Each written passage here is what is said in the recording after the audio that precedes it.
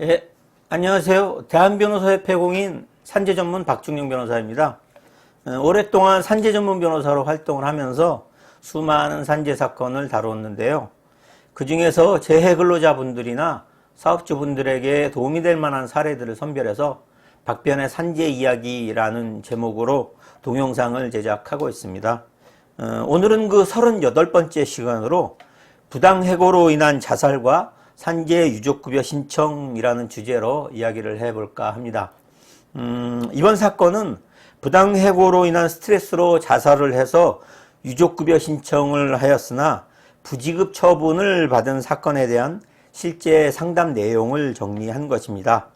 사망 근로자의 배우자가 전화로 간단한 상담을 한 후 서초동에 위치한 법률사무소 강남 사무실에서 직접 상담을 진행하였습니다.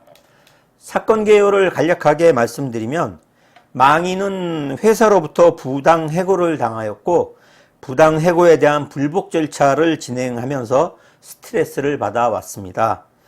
그러던 중 부당해고 취소 소송에 대한 행정법원의 판결을 얼마 남기지 않고 자살을 하였습니다.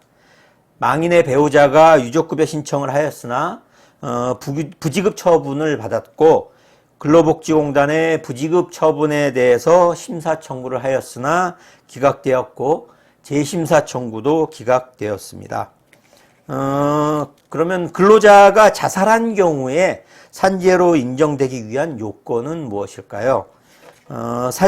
산업재해보상보험법에서 말하는 업무상의 재해란 업무 수행 중 그 업무에 기인하여 발생한 근로자의 부상, 질병, 신체 장애 또는 사망을 뜻하는 것이므로 업무와 재해 발생 사이에는 인과관계가 있어야 합니다.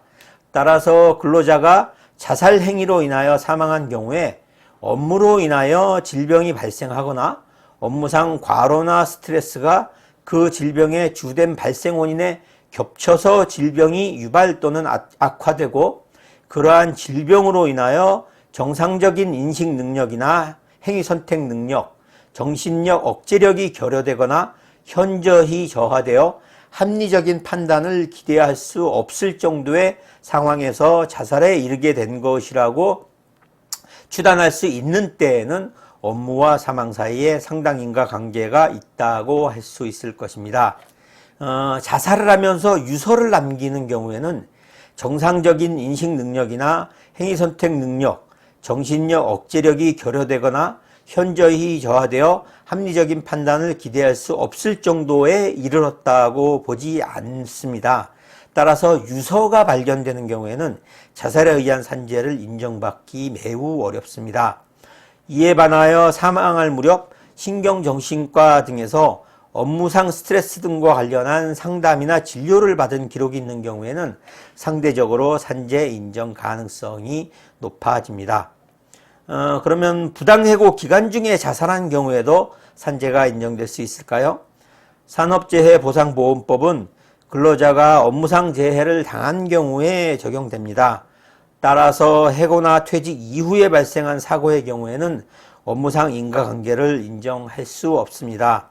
다만 부당해고의 경우에는 부당해고라는 것이 밝혀진다면 해고의 효력이 없고 따라서 산업재해보상보험법이 적용될 수 있을 것입니다.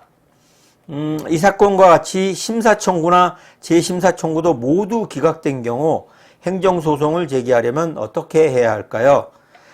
재심사청구를 송달받은 날로부터 90일 이내에 행정소송을 제기하면 됩니다. 행정소송을 제기하면서 불승인이나 부지급 결정문, 그리고 심사청구 및 재심사청구에 대한 결정문을 증거로 제출해야 합니다.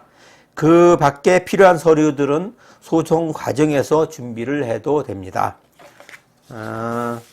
지금까지 부당해고로 인한 자살과 산재 유족급여 신청이라는 주제로 이야기를 해보았습니다. 산재 유족급여 신청 절차 등과 관련해서 추가적으로 궁금하신 점 있으시면 상담 전화로 전화 주시기 바랍니다. 더 자세하게 상담해 드리도록 하겠습니다. 오늘은 여기까지입니다. 감사합니다.